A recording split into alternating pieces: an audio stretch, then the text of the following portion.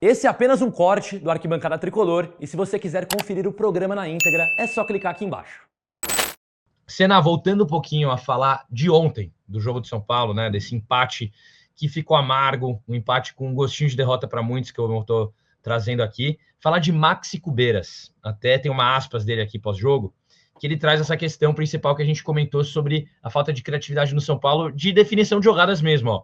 Para ele, teve, né, uma questão, eles tiveram espaço, São Paulo, mas faltou o principal, faltou essa pausa para o último terço, que é o quê? Um passe curto, uma finalização a gol, um cruzamento que é o básico do futebol de definição de jogadas.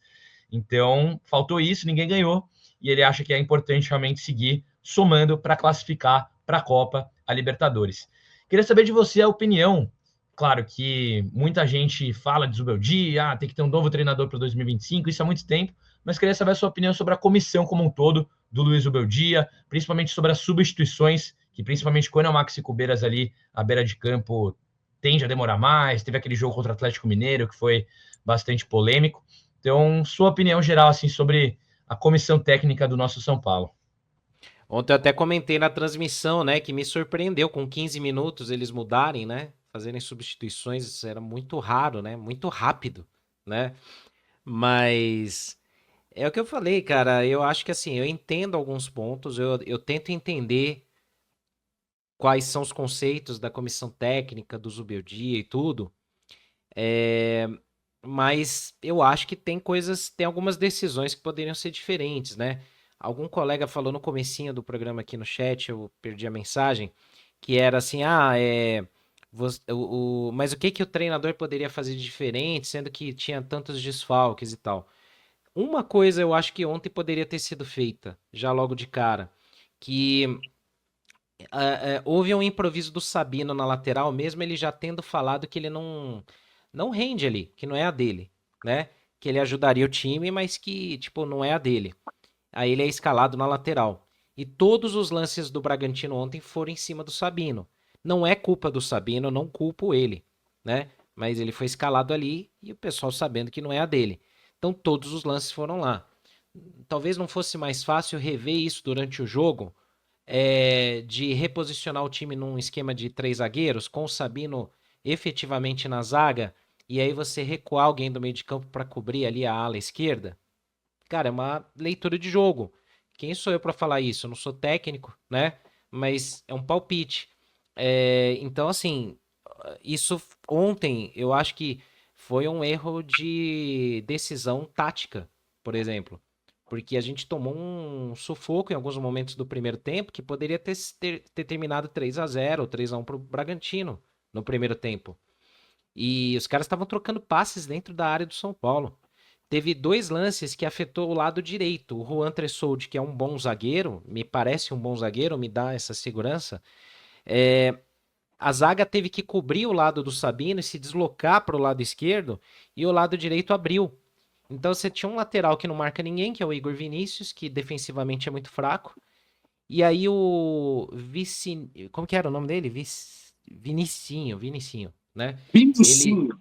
Eu até falei, Vinicinho. tem Vini, Vinícius, Vini Júnior, agora tem o Vinicinho. Putz. Aí esse cara, ele deu um calor no Juan, em uns dois ou três lances em jogados individuais, que ele parava na cara do Rafael, dentro da área. Então, assim, cara, é muito. Você tá vendo que o teu lado defensivo, que é o ponto forte do time, sendo dominado por um time do Z4, você tem que ter uma leitura mais rápida de jogo. E aí eu acho que aí tem as falhas da comissão técnica, de poder mudar isso durante uma partida, de poder reposicionar o time. Claro que os jogadores também têm culpa, muitas vezes, de tomar decisões erradas. Por exemplo, o São Paulo sair jogando com a bola tocada de dentro da área, sabendo que o Bragantino subiu a marcação. Mano, quebra essa bola no tiro de meta lá pra frente. Joga lá pra frente pro André Silva dividir, para os outros caras dividirem lá. Afasta o perigo da tua área. O São Paulo tentava sair com a bola jogando e deu de presente o gol pro Bragantino. Uma jogada antes do gol, quase o São Paulo já tinha tomado o gol porque errou uma bola cruzada. Aí o Alan Franco tenta cruzar uma outra bola, dá a bola de presente pro cara do Bragantino dentro da área. São erros de decisão de jogadores. Aí não é o treinador, é o jogador que tem que ler o jogo e pensar. Só que aí você tem os dois lados dando erros. Os jogadores tomando decisões erradas e o técnico ou comissão técnica, Max Cubeiras no caso, não sabendo ler o jogo e reposicionar aquilo ali para corrigir durante a partida. Você precisa esperar o intervalo para você tentar corrigir? Não precisa. Precisa tomar o gol para tentar corrigir? Não precisa. E pior, voltamos no intervalo com a mesma formação e com o mesmo erro, até chegar aos 15 minutos ele trocar o time. Então, pô, a gente ficou 60 minutos sob o risco de tomar gols e perder a partida de uma forma irreversível, para aí sim mudar o time? Que regra é essa que tá no papel que você só pode mexer no time depois dos 15 do segundo tempo? É esse tipo de coisa que eu não consigo entender na comissão técnica, que aí é Zubeldia, Cubeiras, é quem quer que seja que esteja lá no banco trabalhando. Com certeza. Até a gente teve o Cubeiras mais jogos por conta das suspensões do Zubeldia aqui. Infelizmente, a gente está um pouco acostumado. Esperamos que também ele dose cada vez mais. Queria saber de você, Fernandão. Antes, para quebrar o clima aqui, o Alberto ele mandou a correção do nome do jogador ali, ó, que é o Vini Ilsinho. Vini Ilsinho, então... Aí, bom demais, Rabisco é criativo. igual. Vinícius, eu queria saber de você, Fernandão, sua opinião sobre a comissão técnica do São Paulo. A Mari traz também, ó, que você assiste a coletiva do técnico e fica mais animado ainda. O Alberto traz também, ó, meu medo é o Zuba colocar Nestor no gol, galera de volante, Lucas na zaga, falando sobre as improvisações do São Paulo, mas também, claro, como você não trouxe, tem que pontuar as questões ali específicas da comissão técnica, o que é de substituição, o que é também o que eles têm o alcance, mas a gente sabe que o elenco do São Paulo, querendo ou não, tá limitado. Nas laterais, a gente viu o Sabino jogou improvisado, acho que por necessidade, não sei, tem ali o Patrick entrando que estava sem ritmo de jogo, tem muita posição do São Paulo ali muito carente. Então eu queria saber de você, levando em conta todos esses fatores, o que você acha, assim, chegando nesse desfecho de 2024, sobre esse trabalho até agora, né, da comissão técnica do Luiz Zubeldia. É um trabalho de razoável para médio, vai. Assim, não dá para colocar muito mais alto do que isso, não, né? Primeiro que é um treinador que a cada 4 jogos, ele está fora do banco, né? Que ele sempre leva 3 cartões amarelos pela energia que ele emprega no jogo e é sempre amarelado.